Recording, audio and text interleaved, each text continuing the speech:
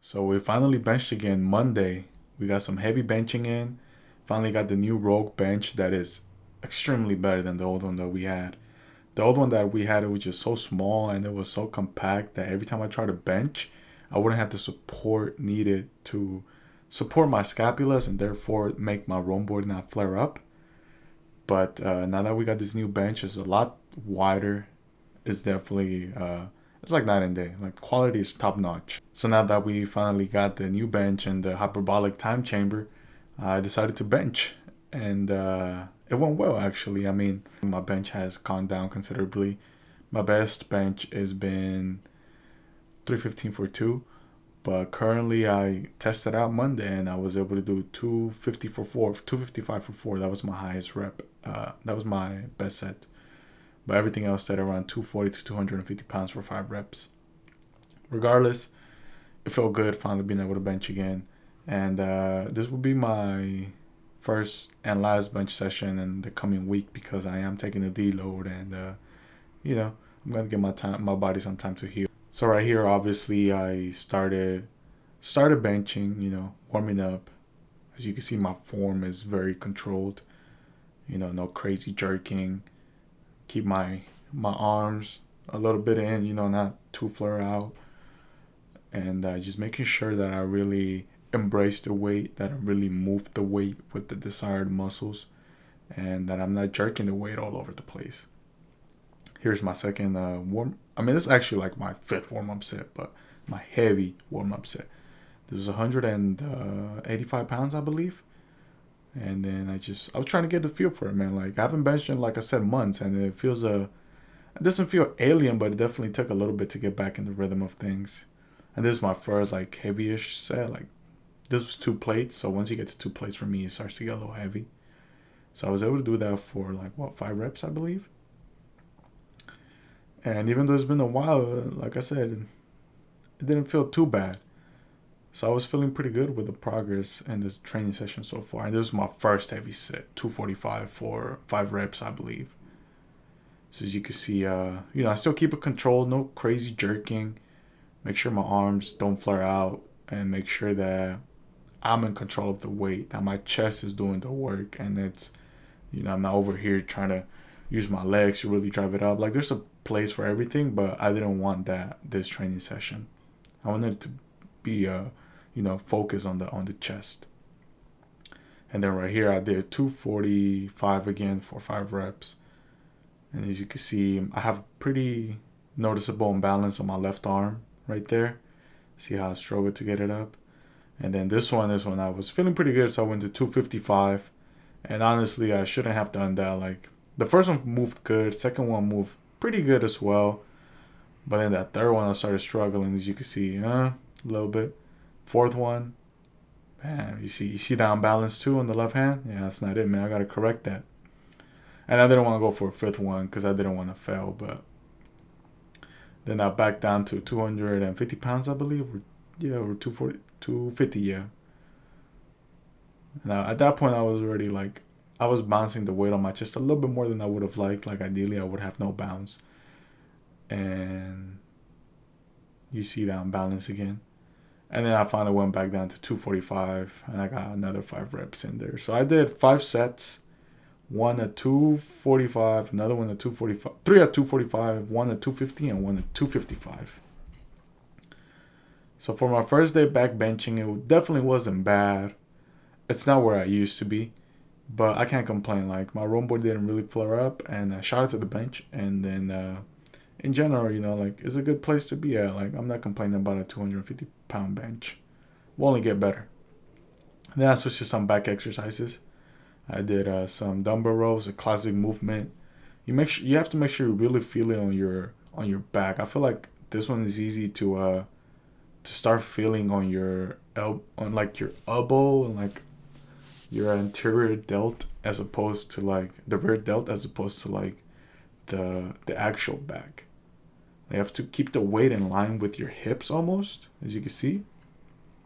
Don't throw it out in front of your face. You got to make sure that you kind of like tuck it into your, this is my cue. When I'm like pulling it, I kind of tuck my elbow into like my hips, and really on the way down, instead of letting it drop in front of me, I keep the line going down straight. You see? So I just make, you see like right there, the little tuck I did. It helps me kind of get a sense of, it helps me start making the mind to muscle connection.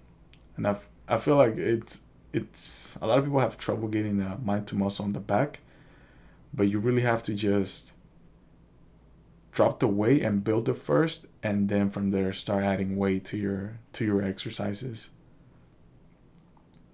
And then I switched to some shoulders. Ideally, I would have done OHP or seated dumbbell shoulder press, but like I said, anything above, anything pressing, kind of flares up my rhomboid, as mentioned already.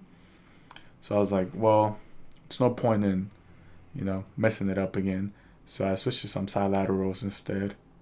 And then after I did the side laterals, I didn't want to do just one shoulder movement. So after this, I switched to some wide grip upright rows. A lot of people complain about this workout that it causes shoulder impingement, and that, it's not safe for your shoulders. I think if you do it right, correctly for your anatomy, you could definitely get some good a good workout out of it. Like here, I keep a wide grip, definitely. I don't bring it up higher than my chest, and I don't jerk it up. I'm in control of the weight, and that really helps me feel in my shoulders, and zero shoulder impingement, zero pain. It works great. So just make sure you do it right for your anatomy. After this, I did another wide back movement, some wide grip pull-ups, just to try to get some back wideness. Nothing nothing crazy, but I believe I did 8 reps. And then I switched to some dips. Dips are extremely good for you. Another one, and again, another workout that people complain that causes a lot of injuries and a lot of shoulder issues. Like I said, if you don't do it right, of course it's gonna cause issues. And it's not just about doing it right. It's about doing it right for your body type. Right here, I bend my body so that I would feel more in my chest and take away from the shoulders. And then after that, I switched to some rear delts. And then, some just face pulls. Excellent workout for the rear delts. Once again, you have to really make sure you feel it on your rear delts. It's easy to start bringing in the mid back and really start contracting that, which is fine. But like I said, this is a rear delt workout. Like we're trying to work out the rear delts. So I keep it not too heavy, and I really try to picture the rear delt like contracting and really pulling the weight towards me, as opposed to like my beta back. After this, here's me switching to some, putting on some bands on my arms to do some occlusion training for the biceps. It's been proven that it works, guys. Like, it's been proven that it actually helps. So I encourage you guys to try it. Don't freaking strap them up super strong, but definitely give it a shot. As a natural lifter, you got to take advantage of everything. So, hey, I'm over here strapping up and doing some, finished off with some dumbbell curls. I believe I did 3 sets of 12, yeah. Once you put those bands on you, man, like, the weight starts getting heavy real quick. So, don't be ashamed to drop the weight if you can't do it. The whole point of it is keep the blood restriction so that you're able to get more blood in the muscle and, build more. Like I said, occlusion training for the arms and the legs is something that I'm going to start practicing more, because there's a bunch of studies that show that it works, so why not give it a shot? And after this was my last movement of the day, some bicep work. I don't really do triceps on full upper because I already tax them enough from all the pushing that I do. So, and not to mention that I feel like my triceps are definitely way better than my biceps. So I want to focus on my biceps a little bit more. It's me taking off the bands. And that was my workout, guys. Like I said, full upper body with some heavy bench session finally after a couple months. And like I said, it was a solid session. I enjoyed it thoroughly. And I will be taking a deload. So there's not much that I'm going to be posting workout-wise this week. But next week I will be, like I said, coming back and really not starting from zero, but definitely listening to my body more and keep the hypertrophic rep ranges. Don't go too heavy. So that was my full upper workout. Hope you guys enjoyed it. Get some ideas for that, things that you can start doing. And yeah, thank you for watching. Like, subscribe, comment anything you like. And I will be here to hopefully bring you guys some more helpful information. Thanks for watching.